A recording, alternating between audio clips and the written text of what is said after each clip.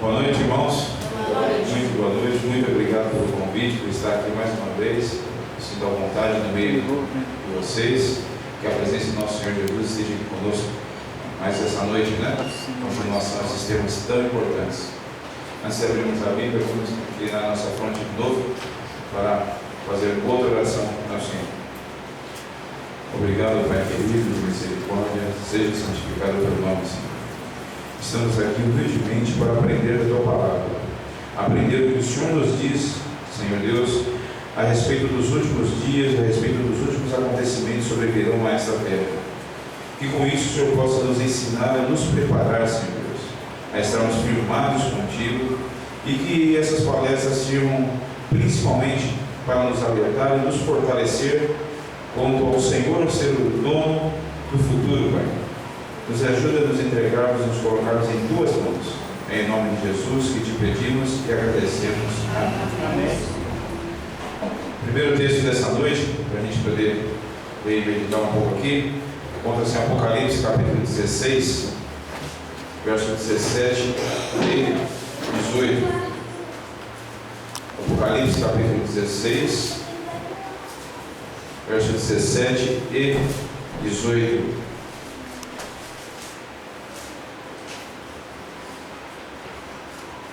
Apocalipse 16, 17 e 18. Quem acompanha diz o seguinte: Então derramou o sétimo anjo a sua taça pelo ar, e saiu grande voz do santuário, do lado do trono, dizendo: Feito está. E sobrevieram relâmpagos, vozes e trovões, e ocorreu grande terremoto, como nunca houve igual desde que há gente sobre a terra. Tal foi o terremoto forte e grande. Hoje nós vamos falar a respeito de um assunto de extrema importância para cada um de nós. Um assunto em que nós não sabemos exatamente quando ele vai ocorrer, né? Sabemos o tempo, mas exatamente quando ele vai ocorrer nós não sabemos. Mas nós devemos, apesar de não sabermos o tempo exato, devemos conhecer a respeito desse assunto, porque ele é de vital importância para a nossa salvação e das outras pessoas também. Esse assunto se chama o fechamento da porta da graça, né? O fim do tempo da graça. Vamos estudar hoje o que significa esse assunto, né? O que significa esse termo. O fim do tempo da graça, né? Antes da gente continuar aqui, nós estamos todos em Adventista. Tem algum visitante que não é ainda Adventista? Tem? O senhor está estudando a Bíblia? Alguém? Tá? Então tá bom. Deus seja louvado, que o Senhor possa crescer cada vez mais em sabedoria, né? E em conhecimento da palavra de Deus. Essa semana aqui, até agora, né? Temos visto aí muitos assuntos, né? O primeiro tema foi a última crise da Terra, né? Estamos seguindo em sequência aqueles assuntos, é isso? Todos os dias, né? A Igreja de Deus nos últimos dias. Depois aprendemos sobre as leis dominicais, o tempo de angústia, né? A sacudidura. Aprendemos também sobre a chuva serúdia, né? E a última pregação, acredito que foi de ontem, né? O selo de Deus, né? O selo de Deus e a marca da besta. Então vamos falar a respeito desse assunto hoje. Para entendermos esse assunto, Jesus usou muitas parábolas, né? Muitas vezes, quando ele queria explicar alguma coisa, ele fazia uma comparação com um assunto verídico ou apenas uma suposição para conseguir entender, ficar gravado com aquele assunto, né? E é isso que vamos tentar fazer agora a respeito de uma comparação que vamos fazer. Imagine você um homem, né? Uma pessoa que cometeu um crime muito grave, um crime lá de assassinato. E esse homem é pego em flagrante. E ele é preso, e é julgado, e é condenado. Suponhamos então que aquele juiz ali decide então absolver aquele homem ali, apagar toda a vida dele, né? E dar a ele mais uma chance. E solta aquele homem, né? E ele de novo vai para a rua, né? Fica livre novamente. E lá na rua ele volta a cometer outro crime de novo. Ele volta a cometer um outro assassinato. E novamente ele vai preso, e novamente ele é julgado, e novamente esse juiz decide dar um tempo de graça, um tempo de favor para ele, né? decide absolvê-lo e esquecer novamente o passado dele e dar-lhe uma outra chance, né?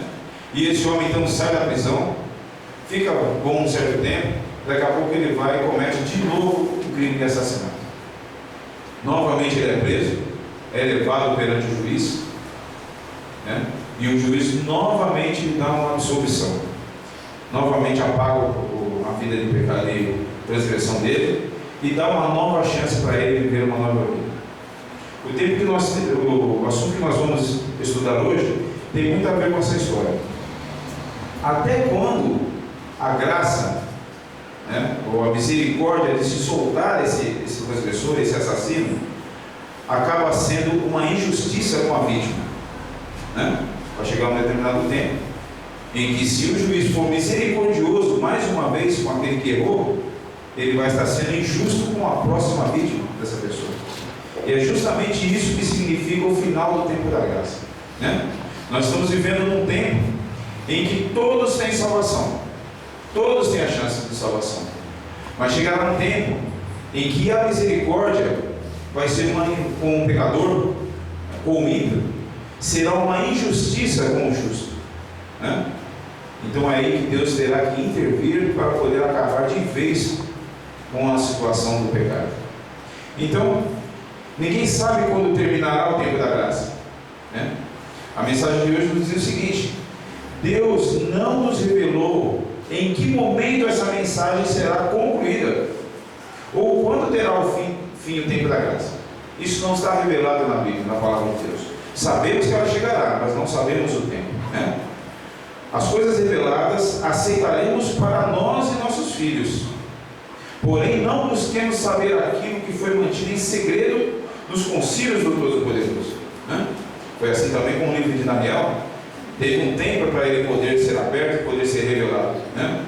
Antes desse tempo, vocês imaginam os bilhões e bilhões de pessoas que passaram pelo livro de Daniel, leram e releram, mas não era o tempo de ele ser aberto, não era o tempo ainda de ele ser entendido, porque era um livro para o tempo do fim, né? E assim é como as coisas que Deus mantém em segredo, né? Alguns assuntos na Bíblia. E o tempo exato em que terminará o tempo da graça também é um assunto que não nos foi revelado, né? O Espírito Profecia nos diz o seguinte, né? A senhora White aqui dizendo para nós: chegam cartas para mim perguntando se tenho algum esclarecimento especial quanto ao fim do tempo da graça. E o que ela respondia? E respondo que tenho apenas esta mensagem para dar: agora é tempo de trabalhar, enquanto é dia, pois a noite vem, quando ninguém pode trabalhar. Olha, o fim do tempo da graça para mim e para você pode chegar, de repente, com a nossa morte, no momento em que vamos fechar os nossos olhos, né? Onde não teremos mais consciência de nada do que se passa nesse mundo, né? Onde nosso destino vai estar selado para sempre, ou se não, estarmos vivos até lá, quando Jesus sairá do lugar santíssimo do santuário celestial e dirá o que acabamos de ler agora em Apocalipse, né? Capítulo 16, verso 17 e 18, sairá do lugar santíssimo do santuário celestial e dirá: está feito. A partir daquele momento, ninguém tem mais salvação, né? E ninguém que está salvo poderá se perder mais também. A imposição da lei dominical antes do fim do tempo da graça, né? Nós aprendemos aqui a respeito das leis dominicais, né? Essa semana. Então é um assunto que vocês que vieram essa semana que já conhecem, né? O Senhor me mostrou claramente que a imagem da besta se formará antes que termine a graça, pois isso será a grande prova para o povo de Deus, pela qual será decidido o seu destino eterno, né? Então, o assunto que estudamos essa semana com relação aqui à marca da besta, a imagem da besta, ela vai, esse assunto, essa marca, essa imagem da besta, ela vai ocorrer antes do final do tempo da graça, né? Não haveria necessidade de uma prova para o povo de Deus se eles não tivessem chance de se perder ou chance de serem salvos. Então, ela virá antes do final do tempo da graça. Mas, o que é a imagem da besta? Aprendemos essa semana também, né? E como ela será formada? A imagem da besta representa a forma de protestantismo apóstata que se desenvolverá quando as igrejas protestantes buscarem o auxílio do poder civil para a imposição dos seus dogmas. Bom, o próprio nome protestante já diz tudo, né? Protestante porque protesta contra alguma coisa, né? E o protestantismo surgiu lá pelo final do século XIV, início do século XV, mais ou menos, com uma reforma religiosa. Vários protestantes em vários locais da Europa, conhecida naquela época, né? E protestavam contra o poder da igreja dominante na época, a igreja católica, né? A igreja católica. Mas agora, nos últimos tempos, essas duas religiões vão dar os braços uma à outra, né? Uma surgiu como uma forma de protestar contra a igreja católica, né? Que dominava todo o mundo conhecido daquela época, né? E a própria igreja católica. Agora, nos finais dos tempos, nós já vemos essa aproximação muito grande entre eles, né? Já se aceitando já o domínio e aceitando o senhorio do Papa, né? Quando ele já veio no Brasil aqui, participou até de alguns cultos em algumas igrejas protestantes, e alguns protestantes também beijaram dele e tudo mais, em sinal de submissão à autoridade do poder papal, né? Nós vemos que isso vai ficar bem mais saliente, bem mais concreto, até antes da volta de Jesus, ao ponto de o protestantismo se unir ao catolicismo para formar a imagem da besta, que nada mais menos do que a imposição do domingo como um dia de guarda obrigatório a toda a gente litorânea na terra, né? Próximo tópico aqui: o fim do tempo da graça após o selamento, né? Um anjo que volta da terra anuncia que sua obra está feita. O mundo foi submetido à prova final, e todos os que se mostraram fiéis aos preceitos divinos receberam o selo do Deus vivo. Vamos voltar um pouquinho à Bíblia aí, Apocalipse capítulo 7, versículo 2. Apocalipse capítulo 7, versículo 2.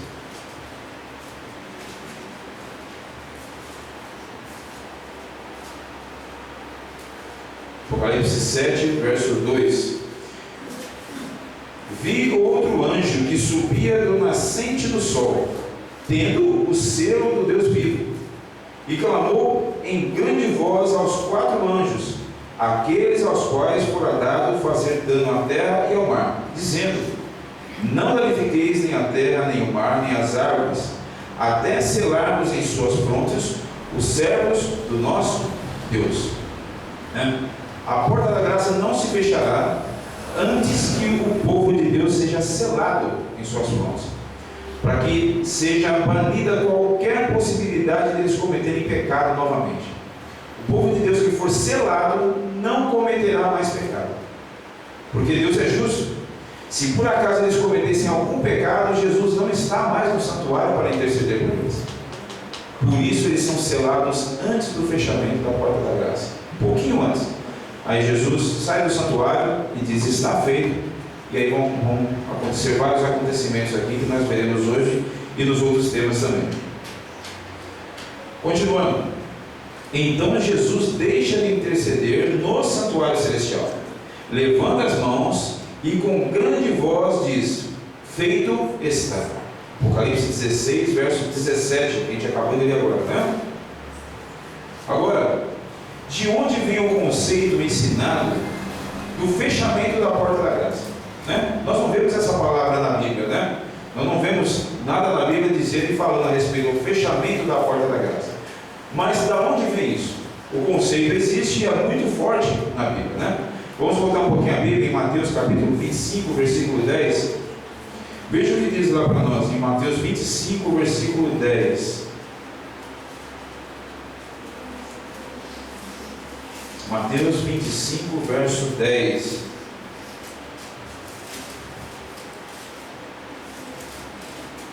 Mateus 25, 10. Olha o acontecimento que nos fala e nos relata aqui, ó.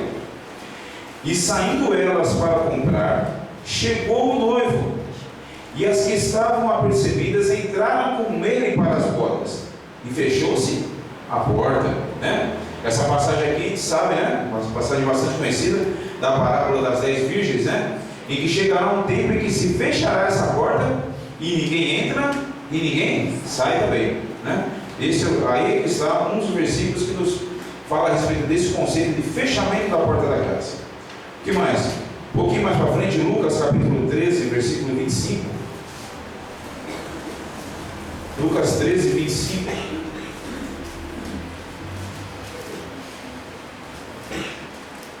Lucas 13, 25. O subtítulo aqui dessa parte de Lucas capítulo 13 fala aqui na minha Bíblia a respeito da porta estreita, né? Eu falo a respeito de uma porta. No versículo 25, Lucas capítulo 13, diz o seguinte: quando o dono da casa se tiver levantado e fechado a porta, e vós do lado de fora começardes a bater, dizendo: Senhor, abre-nos a porta, ele vos responderá: não sei de onde sois. Não foi a mesma coisa com Noé? Quando se fechou a porta da arca, os homens batiam, queriam entrar, mas já tinham se fechado a porta da graça, a porta da salvação também. Apocalipse capítulo 3, versículo 7. Vamos voltar lá para o Apocalipse de novo. Capítulo 3, versículo 7.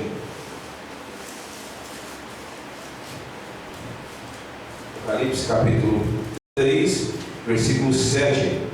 O interessante é que essa mensagem aqui, ela está bem na parte que diz respeito à igreja de Filadélfia. A gente sabe que a igreja, até 1844, quando foi pregado a mensagem do santuário, em que Jesus tinha passado do lugar santo para o lugar santíssimo.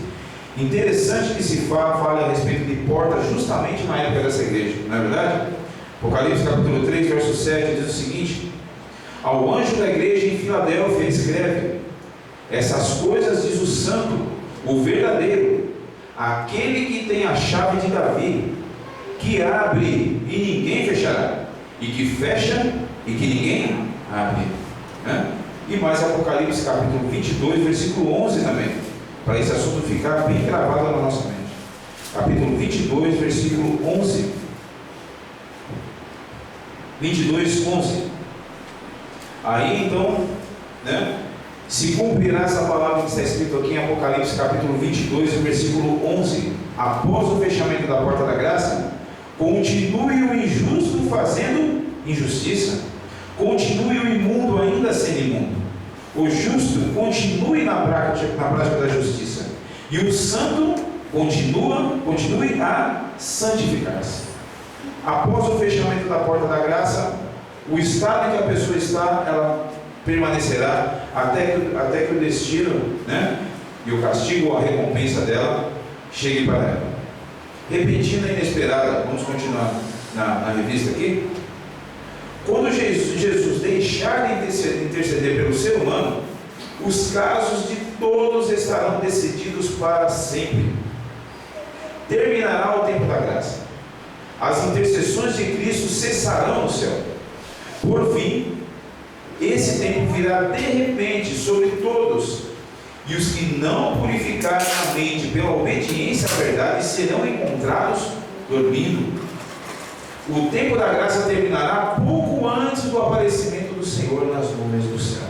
Ora, a gente vê aqui, eu fico às vezes imaginando que Jesus já está tendo um trabalho tremendo, desde 1844. Porque eu quando vejo a respeito do fechamento da porta da graça, do julgamento, eu fico pensando em mim mesmo e em cada um de nós. Se acontecesse de Jesus demorar muito tempo para vir, vamos supor aí uns 500, uns 1000 anos. Daqui a 500 mil anos, ninguém vai mais saber quem é você. Ninguém vai mais lembrar de você. Todos aqueles que te conheceram um dia já terão morrido. Todos os seus filhos já terão morrido. Todos os seus netos, bisnetos, tataranetos e assim por diante. O único que não esquecerá de você é Deus. Pode-se passar 2000 anos, 3000 anos, Ele sabe quem é você. E Ele não esquece. E Ele não tem esquecido de nenhum dos seus justos que cerrou os olhos e que está aguardando a ressurreição. Não existe nem pó deles mais, nem os ossos existem mais. Mas na mente de Deus, Ele estava na mente de Deus. É o único que se lembra de cada um de nós. Pode passar o tempo que passar, mas Ele não esquece de nenhum de nós. Amém? Amém. enquanto as pragas caem, somente blasfêmias e nenhum arrependimento. Vocês repararem, vamos folhear um pouquinho o livro agora de Apocalipse, aqui, capítulo 16. As pragas só começam a cair no mundo depois do fechamento da porta da graça, né? Aí começam a cair as pragas. Não sei se vocês repararam, algo interessante aqui. Apocalipse capítulo 16, versículo do 7 até o 11. Reparem aqui, ó. Apocalipse 16, do 7 até o 11.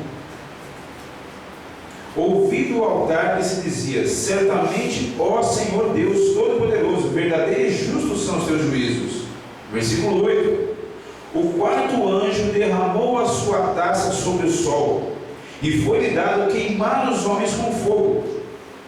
Com efeito, os homens se queimaram com intenso calor, e blasfemaram o nome de Deus, que tem autoridade sobre esses flagelos, e nem se arrependeram para lhe darem glória. Nós vemos duas coisas interessantes aqui. Primeiro, blasfemaram o nome de Deus, e segundo, não se arrependeram para lhe darem glória. Apocalipse capítulo 16, o versículo 9. A gente acabou de ler agora o 9, né? 16, 9. O versículo 10. Versículo 10. Derramou o quinto anjo, a sua taça sobre o trono da besta, cujo reino se tornou em trevas, e os homens remordiam as línguas por causa da dor que sentiam.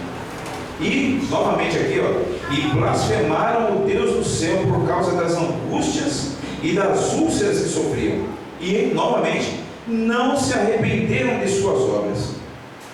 Olha o que nos diz o versículo 21 desse mesmo capítulo 16. 16, 21. Também desabou do céu sobre os homens grande saraivada, com pedras que pesavam cerca de 1 talento. E por causa do flagelo da chuva de pedras, os homens blasfemaram de Deus, porquanto o seu flagelo era sobremodo grande. Agora presta atenção aqui comigo, irmão. Quem é na sua sã consciência, ainda que seja a pessoa mais ateu que vive nesse mundo, se ele olhar para o céu, ele vê pedras com peso de 1 talento, flamejantes, com fogo descendo do céu, ele não vai se ajoelhar e pedir pelo amor de Deus para ter misericórdia dele. Por que não acontece isso aqui? Porque o Espírito Santo não está mais em torno dele. Eles não têm capacidade mais de se arrepender de nada e nem de glorificar o nome de Deus. Nós percebemos que a porta da graça aqui já se fechou. A cada flagelo que cai, os homens, ao invés de se arrepender ou darem glória a Deus, eles não têm mais essa capacidade, porque é somente o Espírito Santo quem faz isso comigo, com você e com qualquer pessoa. Então, ainda assim, vendo todos esses flagelos, todas essas pragas, eles não se arrependem e ainda blasfemam o nome de Deus ainda. Aqui é um pequeno detalhe para nos comprovar que nesse tempo aqui já está fechada a porta da graça. Os homens não têm mais condições de se arrepender. Atividade humana depois do fim do tempo da graça. Vamos continuar aí. Quando a decisão irrevogável do santuário tiver sido pronunciada e para sempre fixado o destino do mundo, os habitantes da terra não ficarão sabendo, como nós dissemos no começo. Não tem como saber o tempo exato do fechamento da porta da graça.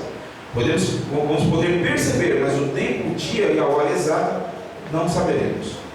O trigo e o joio deverão crescer juntos até a colheita, né? No desempenho de seus deveres cotidianos, os justos estarão até o fim em contato com os ímpios. Os filhos da luz estarão espalhados entre os das trevas, para que o contraste salte aos olhos de todos, né? Então o contraste entre os filhos de Deus e os filhos das trevas, ele vai ter que saltar aos olhos de todos a diferença entre eles. É o que Jesus diz para nós lá em Mateus capítulo 5. Vamos voltar um pouquinho a Bíblia? Olha o que Jesus diz em Mateus capítulo 5, verso 14 a 16. Mateus capítulo 5, do 14 ao 16.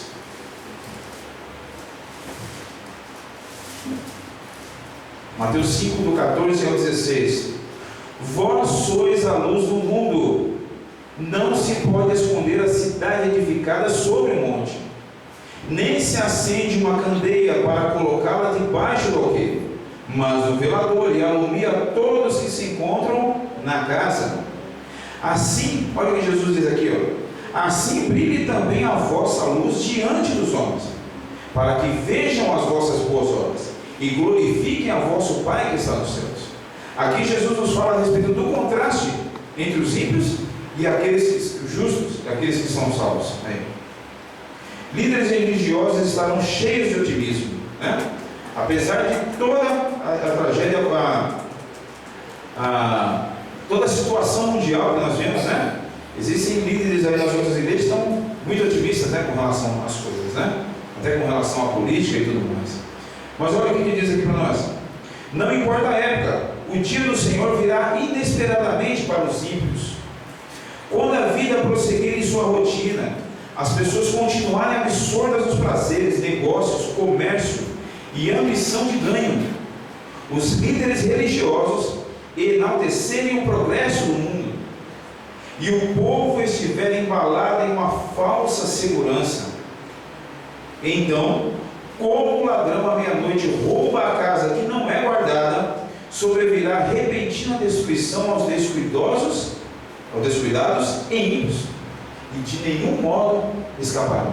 É o que diz a palavra de Deus. Então, o único que dará jeito nesse mundo é Jesus. Não adianta colocarmos esperança em algum político, em algum governador, em algum prefeito, ou até mesmo algum presidente, né, que dará jeito no nosso mundo. O único que dará jeito no nosso mundo é o Senhor Jesus, com a sua volta e com a sua manifestação. Amém? Amém. Agora, nem por isso Satanás deixará de tentar enganar a todos, né? Satanás deduzirá, não saberá com certeza, nem ele deduzirá que terminou o tempo da graça. Vamos acompanhar ele. No tempo de angústia, no qual você já estudou essa semana, né? Sabe o que é tempo de angústia? Satanás instigará os ímpios e eles cercarão o povo de Deus para destruí-lo. É o que nós aprendemos essa semana aqui, né? Eles vão cercar o povo de Deus e vão arremeter para cima do povo de Deus para poder destruir, tamanho ódio que vão alimentar contra o povo de Deus. Mas ele não saberá que foi escrito perdão ao lado de cada um dos seus nomes nos livros do céu. Amém? Assim como Satanás influenciou Esaú a marchar contra Jacó, instigará os ímpios a destruírem o povo de Deus no tempo de angústia. Ele vê que santos anjos os estão guardando, e aí sim, então, ele deduz que seus pecados foram perdoados, mas não sabe que seus casos foram decididos no santuário celestial. Então ele não vai saber o tempo exato disso, né? Mas vai deduzir. Haverá então uma fome da palavra de Deus, né? Na sequência da revista aí. Os que agora não valorizam, não estudam, nem honram a palavra de Deus, proferida por seus servos, terão motivo para se lamentar amargamente no futuro. Por quê? Vive o Senhor em juízo, andará no fim dos tempos pela terra. As terríveis pragas começarão a cair. Então os que desprezaram a palavra de Deus, os que deram pouca importância a ela, andarão de mar a mar e do norte até o oriente, correrão por toda a parte procurando a palavra do Senhor e não acharão. É o que diz lá em Amós capítulo 8, versículo 12. Há na terra uma fome de ouvir a palavra de Deus, né? Nesse tempo não haverá mais a palavra de Deus, porque cada caso já está decidido, não tem porquê. Os 144 mil já fizeram soar a sua voz sobre a terra. Aqueles que estavam presos às tradições, presos a outras religiões, indecisos com relação a servir o Deus verdadeiro que criou os céus e a terra, já se decidiram pela verdade. Aqueles que rejeitaram, que quiseram rejeitar, também já rejeitaram, né? Cada caso já foi decidido. Então a palavra de Deus não existirá mais aqui nesse mundo, né? Somente por toda a eternidade lá com os santos no céu. E haverá uma fome e ela não será encontrada mais. Não mais orações pelos ímpios. Não adiantará mais orações por ninguém também nesse tempo.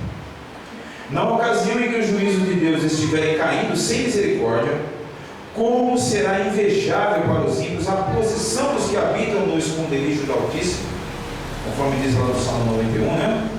A fortaleza em que o Senhor esconde todos os que têm amado e obedecido aos seus mandamentos.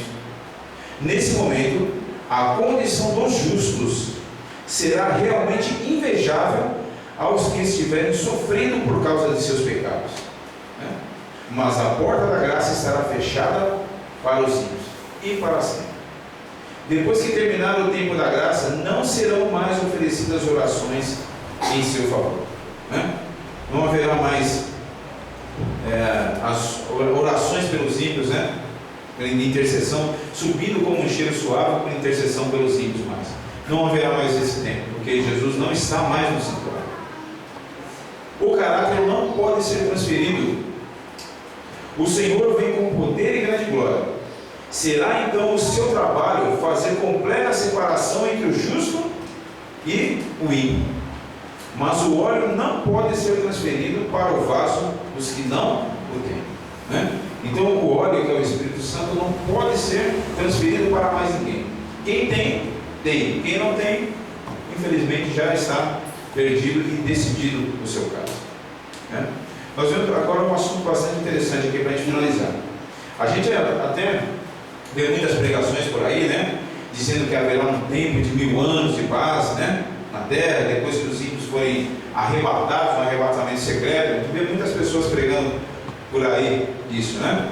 Em que existe um purgatório, né? Onde as pessoas lá passam um tempo lá e têm a chance de serem salvos ainda, né? Depois que morrerem ainda, né?